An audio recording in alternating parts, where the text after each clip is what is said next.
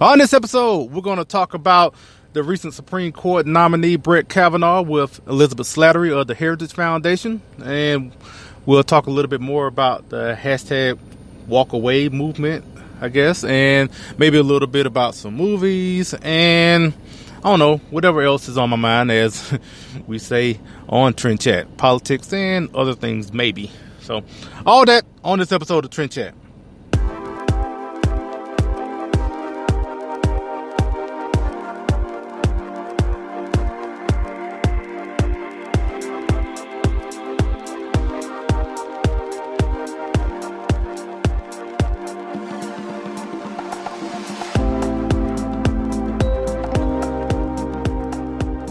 From the highways of America, here's the podcast where we talk politics, a little entertainment, some culture, and this and that, from the road to your ears.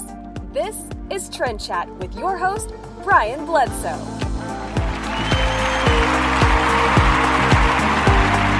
And welcome to another episode of Trend Chat. I'm your host, Brian Bledsoe, and if you want to connect with us, whether on Facebook, Instagram, or Twitter, or Snapchat, I'm almost forgetting about that, but yeah, we're also on Snapchat now. It's all the same name, Trend Chat 24/7.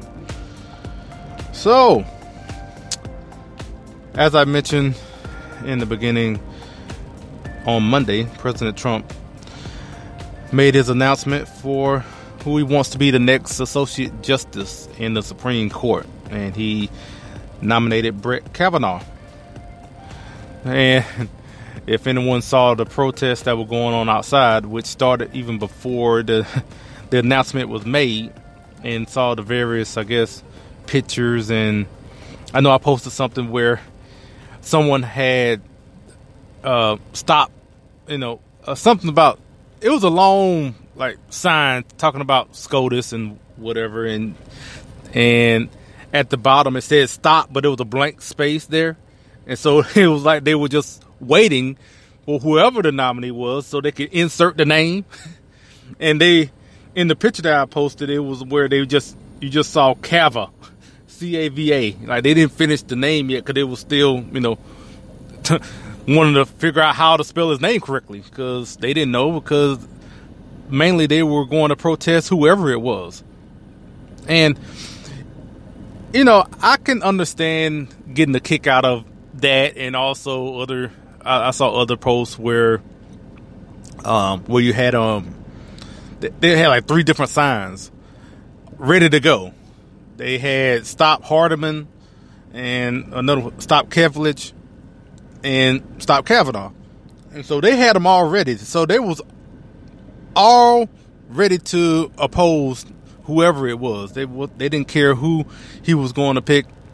And also there was a post from the Women's March where they forgot to insert the name, stating their opposition to the nominee. So in the post, all you see is 2 X's, because they already written up that they opposed the nominee.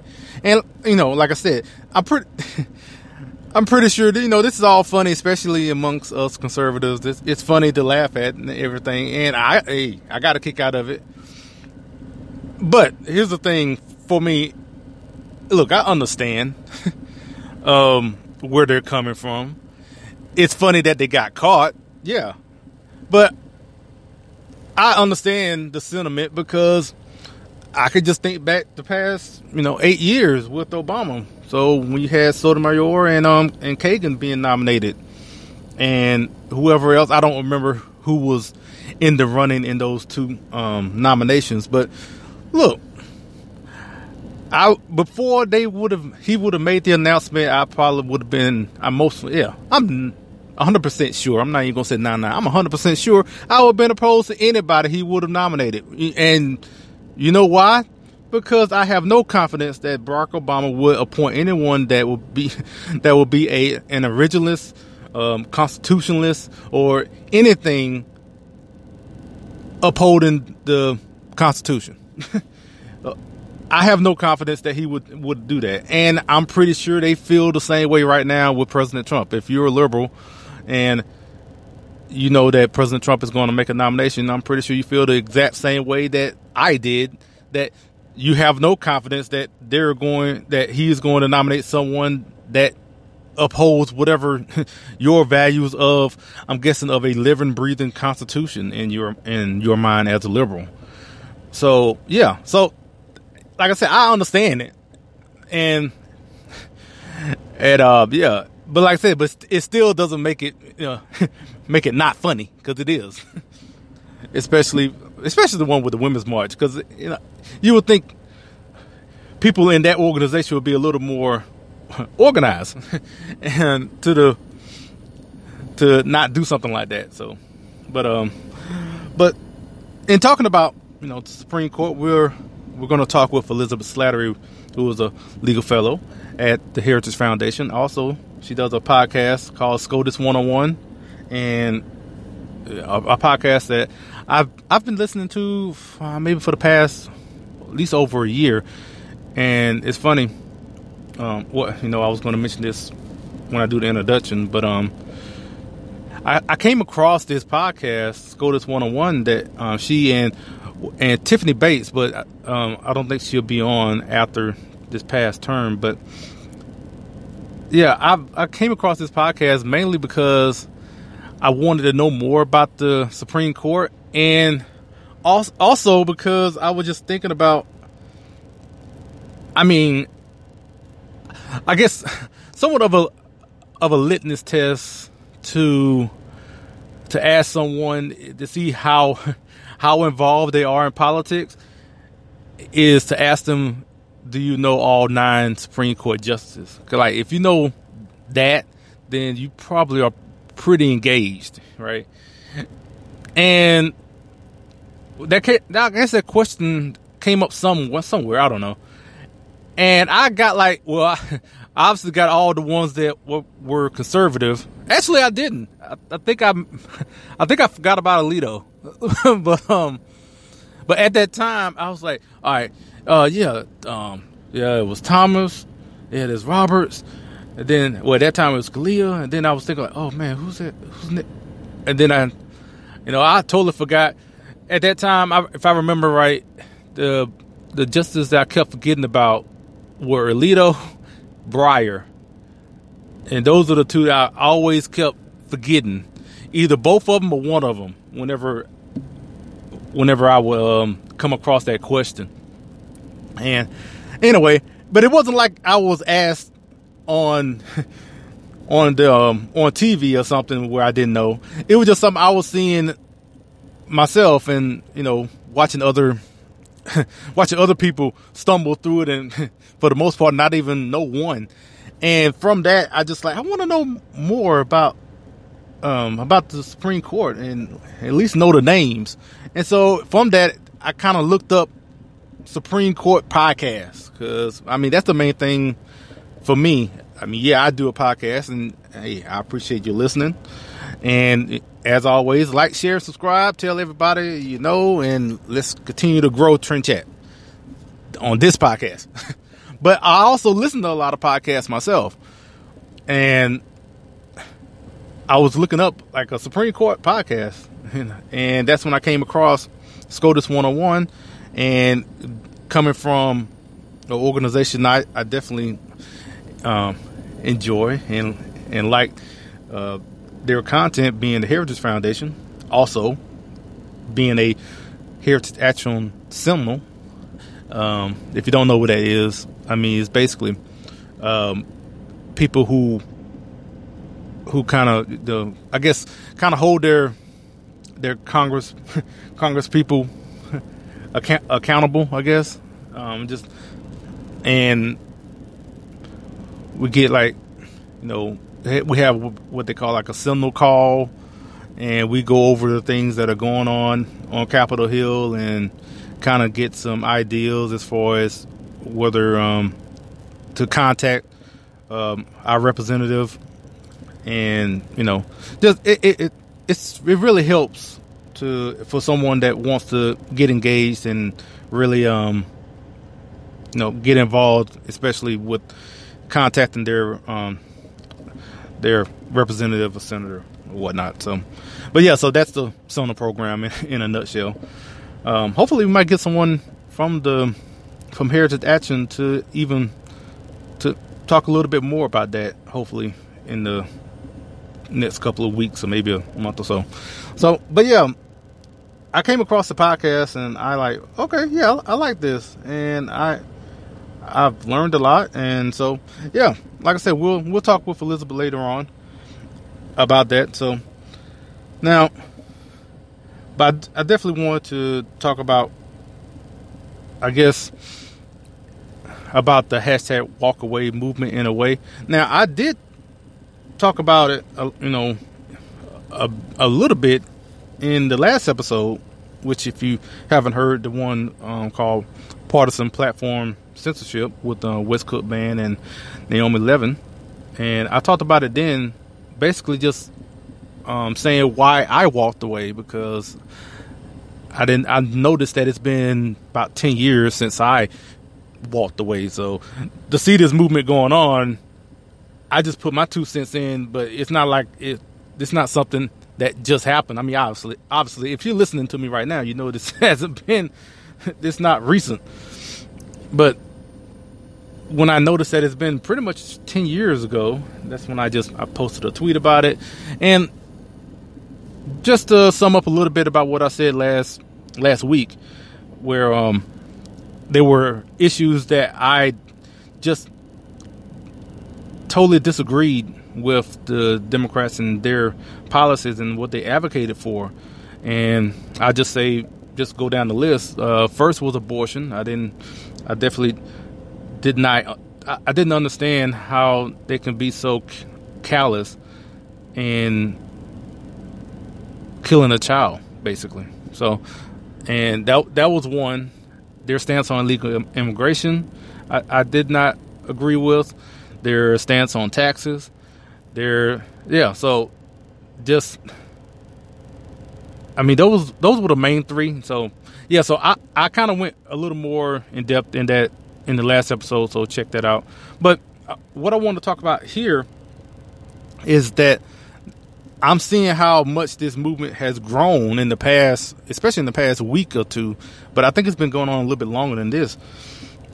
But the one thing that I want to stress to anyone that is listening to this episode that has in the past couple of weeks decided to hashtag walk away, what I want to encourage you to, whoever is listening, to be prepared for the backlash that you're probably going to receive from friends and family. Especially if you were outspoken liberal, especially because that probably means 9 times out of 10 you have a lot of liberal friends and family as well. So this is not going to be an easy path. If you continue down this road, it's not. It's gonna have a lot of. To be honest with you, going to be a lot of downs more than ups. Actually, the upside especially is, standing up for what you truly believe. If that's what you believe, then I say it's worth it to continue on. And if you have friends and family that want to totally, cut you out of their life, then that's on them. If they can't respect your truly held beliefs on these issues and just don't want anything to do with you, I mean, personally, I say that's their loss. Then just move on. I know myself, I went through that for about maybe 2 or 3 years starting back in 2008. So, I mean, nowadays, anybody that knows me, especially if they're following me on Facebook or Twitter or whatnot, they know where I stand. So anyone that comes to me now, basically they don't know me. And I have I guess my policy in a way, or how I deal with a lot of people, because I know sometimes I get asked, how do you deal with all, some of the hate that you get from people calling you, whether it's a coon or all these. I mean, there's like a million different, derogatory terms that people use. As far as it, I think recently, like someone was saying that, oh, well, you're just a tool for the Republican Party or something like that. So, how do I deal with it? For one, I don't care. That's basically, that's my first thought. I don't care what you think. I really don't. You can say what you want, so what? For one, you don't know me. So if I come across someone that actually knows me, okay, I might actually engage and talk about things. And if we disagree and you still feel that way, well, fine. I still don't care. So that for me, it makes it's nothing to me. You can say what you want. The thing for me, I always think about whoever is making the criticism or whoever's saying whatever. The first thing that comes across my mind, I'm considering the source for a number of reasons. One, I consider the source. If the person is a complete stranger, then why do I care?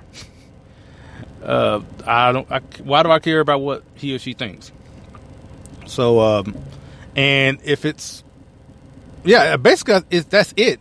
If it's someone that, I don't know, maybe if it's someone that I respect, put it that way, I might think about it for a second and then maybe investigate what they're actually talking about and maybe reflect on it that way. Outside of that, complete strangers on social media calling you all sorts of names or whatever. And I mean, that's how I feel personally. I'm like, so what? You can yap all you want to. It doesn't make me change how I view things, and it's definitely not going to make me all of a sudden, oh, you know what? You're right. You called me a coon. You know what? You're right. I need to stop doing this.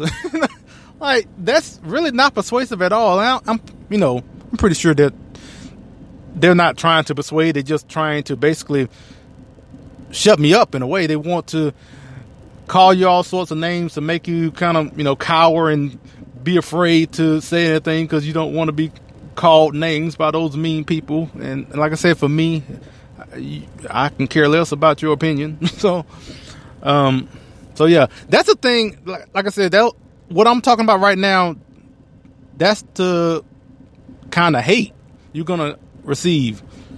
Person who is listening now that has walked away from voting Democrat. And see, the thing about it, that's one thing I like about this particular movement too, is that it's about walking away from voting Democrat. It's not even saying, okay, I #walk away from voting Democrat and I'm going to become a Republican.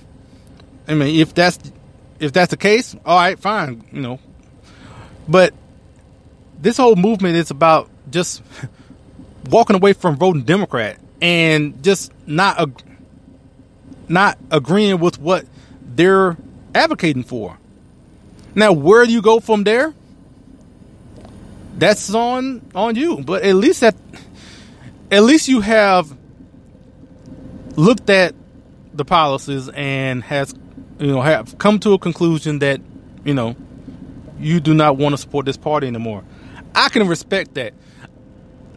What I really don't get is the people who continue to vote or to continue to support a party like the Democrat Party when they disagree with everything. I don't agree with abortion, but you continue to vote Democrat. I don't agree with what they, that they're basically valuing illegal aliens over the citizens of this country, or they're basically advocating for open borders, or now abolishing ICE and on and on when it comes to illegal immigration. Yeah, I don't agree with none of that, but I'm going to continue to vote Democrat. Like, if you disagree with the party or any group, basically, more than, I don't know to put a number on it, but I mean, if you more than half, if you disagree with more than half of what they're talking about, that should really make you think about: do I really want to continue supporting this party or whatever group you're talking about? Not even talking about politics, but just anything. So yeah, like I said, it's gonna it is going to be a tough road. I suspect. I mean, you may have some that may have more of a smooth transition than others, but I think those are more the exception than the rule. I think it's going to be a lot, and you're going to find out real quick in the next couple of months. You know, all the people who have made these claims on social media that, okay, I have hashtag walked away, and then when they get this onslaught of hate, and basically everybody in their circle has turned against them, called them all sorts of names. If they're not rooted and truly believe in what they're walking away from, and haven't really thought that through, then they'll be walking back. After they've walked away, they'll walk right back. So I know it can be a little trendy right now to do this, to kind of feel like a rebel in a way. But yeah, understand what you're getting yourself into, because this is not going to be some easy breezy path you're going to go on. But yeah, I just want to put that out there. But like I said before, if you truly believe in these beliefs and believe that you don't want to support the Democrat Party, I think it's worth it to stand up and make that known and stand firm if that's what you believe. So, and also, you know, I'm trying to think. Well, depending on how much you engage, you will definitely get new friends. So, I mean, in the end, like I said, if you really going down this road, it is worth it. But you just gotta hold strong. I'm telling you, it's gonna be a bumpy ride. So yeah, that's all I want to, I guess, I said this was encouragement. I hope this was encouraging, because encouraging in the way to let you know of what to expect, and not to be like totally surprised when it happens. If you're listening to me and like, oh well, okay, Brian actually said that this might happen, and be a little more prepared. So I hope it's encouraging in that way. Hope by me saying this, I'm like, oh, it's going to be like that. Oh, maybe I should walk back. Hashtag walk back. But yeah, so all right. Before we get to our interview with Elizabeth, let's hear a word from our friends with the Founding Project. Hello, Trend Chat listeners. If you like the Founding Project's Civics Education video series, Civics for All Ages, and our educational meme series, we think you will love our new website. Join us at thefoundingproject.com and be a part of the civics movement. The Founding Project is a 501c3 education nonprofit. Please join us today. So, now, I did say I was going to talk about a little bit about some movies, so I guess I'll get into that right now. Now, this week, Skyscraper comes out. Now, I haven't seen it yet. I haven't gotten to the point to where I get media passes to watch movies early. So I have to watch it like everyone else. And you know, it's an action movie with Dwayne "The Rock" Johnson. So right now, I just go by Dwayne Johnson. It's kind of wrestling days are kind of behind him now. So. And it looks like it's going to be a fun movie. I'm going to check it out tonight. and it seems like it's definitely making. It doesn't hide the fact that they're taking cues, from Die Hard and the Towering Inferno. So it's not like they're hiding that. They have made that known. That's where the inspiration comes from. So, like I said, I'm gonna check that out. I think it's gonna be pretty good. It's gonna be I guess you could say your average Dwayne Johnson movie in a way. Whether it's Rampage or San Andreas or his action movies, and they're all good. I've watched them all, so going to check that out. Who knows? I might have something to say about it next week. I know. Also, I haven't mentioned anything about movies I've seen in the past couple of weeks. I know I saw Ant-Man and the Wasp last week. That was pretty good. I really liked the where they went with the story, and it was definitely on a smaller scale. I mean, obviously we're talking about Ant-Man being being small, but the whole movie in general was on a much smaller scale compared to Infinity War, and it was basically a family movie. The plot of the movie kind of was based on family in a way. I'm just saying that and trying not to spoil parts of the movie. So, but one thing I would say is that even though I enjoyed this movie, I didn't like it as much as the first Ant-Man, because I felt like the first Ant-Man had a great balance of comedy and action, and I feel like pretty much a lot of the comedy in the first one was on point, and it was hidden on all cylinders. On Ant-Man and the Wasp, I felt like a lot of the comedy was a little flat. Some of the jokes kind of like made me, I guess, giggle. It just made you chuckle more so than laugh out loud. Because I remember watching Ant-Man. That was a really funny movie, but it was also a good, comic book movie as well. Kind of like Thor Ragnarok as Ant-Man, and those two movies kind of were similar in how they balanced the comedy and action. But like I said, this one kind of felt a little flat. I kind of just like, some of the stuff wasn't as funny.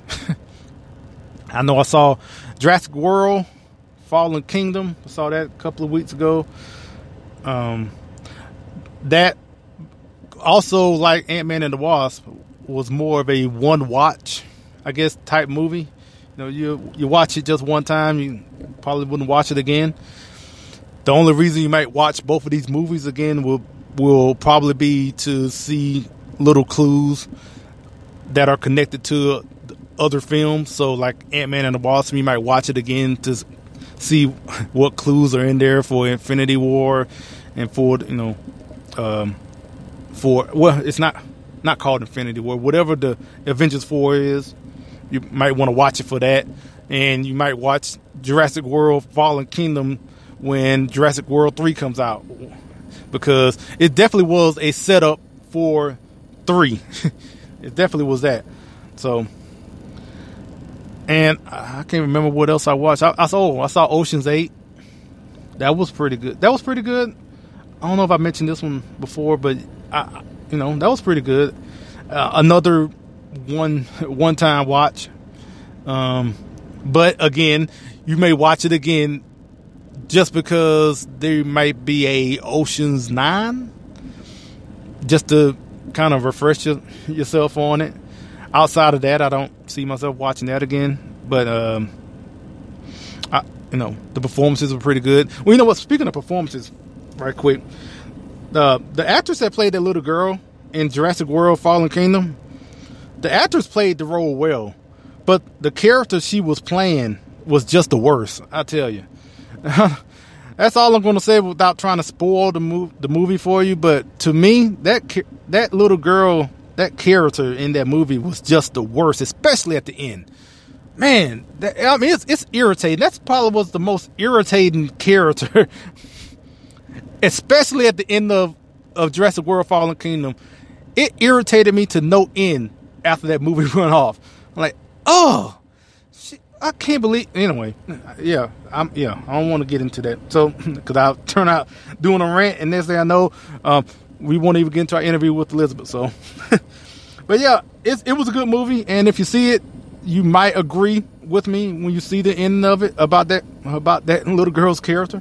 So, anyway, before we get into our interview, let's hear another word from Politichicks.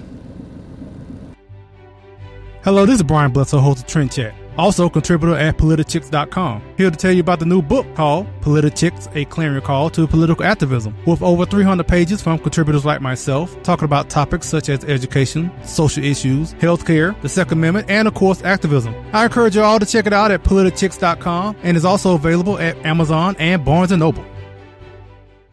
Politics and other stuff, maybe. This is Trend Chat with your host, Brian Bledsoe.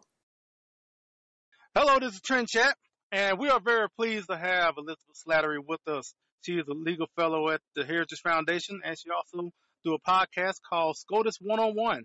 How you doing, Elizabeth? I'm doing well. How are you? I'm doing pretty good. So, President Trump has made his announcement who he wants to be the next Supreme Court Justice, and his name is Judge Brett Kavanaugh. So, I guess before we really get started, give my listeners a little overview about who is Judge Brett Kavanaugh. Brett Kavanaugh is currently a judge on the D.C. Circuit Court of Appeals, which has long been regarded as a stepping stone to the Supreme Court. A number of other Supreme Court justices have, in fact, come from that court. He is a graduate of Yale College and the Yale Law School. He clerked for Justice Kennedy on the Supreme Court, so the justice whose seat he has been nominated to fill. He worked for the Solicitor General of the United States and then later for the Independent Counsel during the investigation into President Clinton. And then he went on to work directly for President George W. Bush as his staff secretary for several years before he was appointed to the D.C. Circuit. That was in 2003 that he was nominated, but Democrats controlled the Senate at the time, and he was not confirmed for another 3 years. So he has been on the D.C. Circuit for 12 years. He has written hundreds of opinions. He's given speeches, written books, and written extensively about his views of the law. And I think President Trump hit it out of the park with this nomination. I've read your article, along with John Malcolm, on the Daily Signal about Trump hit a home run with his nomination.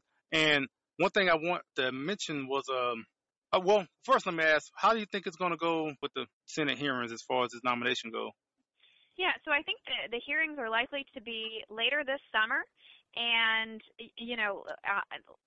Senator Chuck Schumer, who's the minority leader for the Democrats, he said yesterday after the nomination was announced that we're going to give it everything we've got.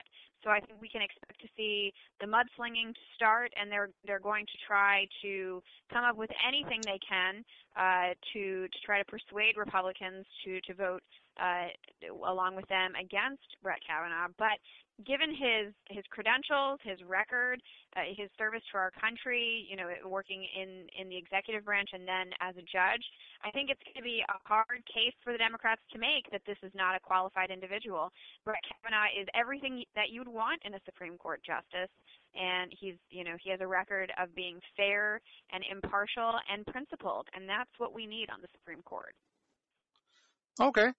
Well, in his writings and all his decisions leading up to this point, I guess what would be, one way of looking at his decisions being more originalist?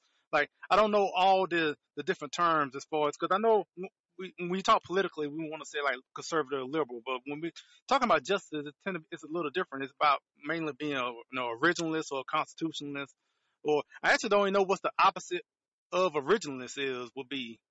Someone who believes in the living Constitution. Yeah. I mean, I know that's. I mean, like an evolving or living, breathing Constitution. I was just wondering, was there an actual term, for that, as opposed to, most people when you say like originalist, you kind of know what that means. But for the other Yeah, side. they don't have a snappy ism for that, but, believing in, the evolving Constitution, the living Constitution generally is what it's called, yeah. Okay, I just didn't know. I wanted to ask you because I figured you would know more than I would. I was trying to Google it and couldn't find nothing myself. So would Kavanaugh be considered an originalist or what? Kavanaugh is a committed textualist.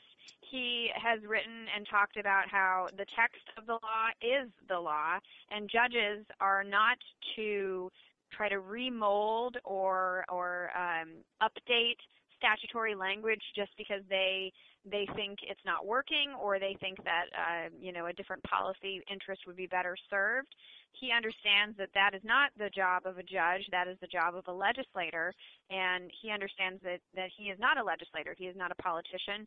He is supposed to be a fair and impartial arbiter of the law, and that's exactly what his record shows. Okay. Now, I remember reading through the article and everything, and there was one thing in particular that maybe I missed it or I wanted to ask you about is, like, what is his stance on stare decisis? Now, I'm only saying that term one time only because I heard it on the podcast and now I know what it means. But so I just wanted to sound smart. But yeah, but for one, let people know what that means and also what is his stance on that. Yeah, so stare decisis is a doctrine that the Supreme Court will invoke when they're looking at a case where they've been asked to overrule one of their previous cases. So sometimes they will overrule something that was decided before. This happened in a couple of cases this very term. But other times they will decide to invoke this doctrine, stare decisis, which in Latin means to let settled things lie, basically. And they'll invoke this doctrine to uphold that earlier decision.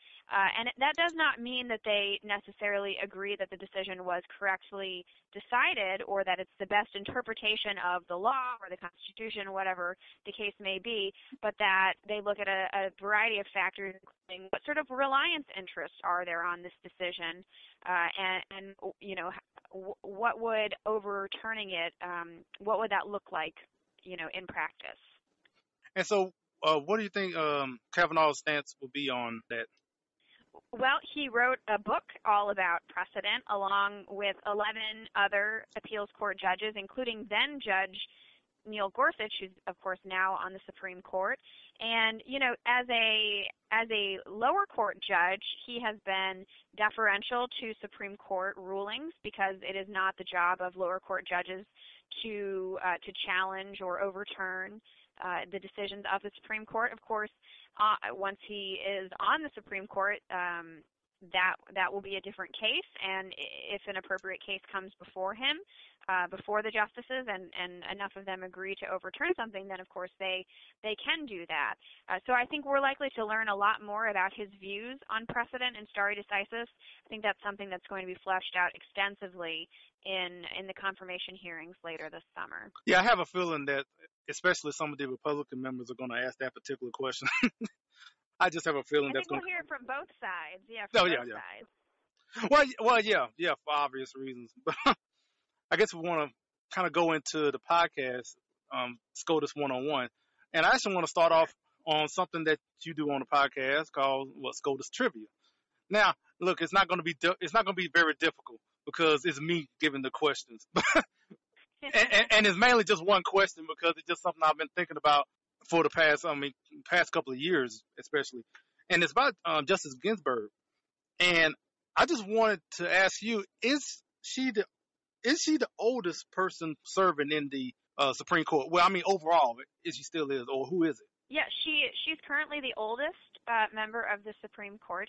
I believe she's 84, or if she hasn't turned 84, her birthday is coming up later this year. But John Paul Stevens, who retired in 2010, I believe he was older at the time when he retired. And, she has said that she's going to do the job until she feels like she can't do it full steam. And, it's her decision to make. Yeah. I could have just, Googled that like everything else, but I just wanted to ask you because I just want to do a little trivia. But I love trivia. Yeah. Now, tell everyone about SCOTUS 101. I mean, personally, I really love listening to the podcast. has really helped me a lot as far as learning about Supreme Court, like terms like stare decisis and stuff like that. Well, thank you. I'm glad to hear that you listened to it. So SCOTUS 101 is a podcast produced by the Heritage Foundation, and I am the host of it. And we talk about everything that's happening at the Supreme Court, from issues involving the lives of the justices to the cases that are before the court. We interview people who have clerked for justices. We've interviewed a few sitting federal judges to talk about their careers, and we, like you mentioned, we play trivia called Supreme Trivia, where we try to stump our guests with questions related to some sort of theme related to the episode that they are a part of. And I think it's a great overview of what the court is doing in addition to outside of just the cases that they hear and the opinions that they're deciding. Yeah, and I think it's not like someone, if you don't know anything about the Supreme Court, it's not like it's gonna like go over your head.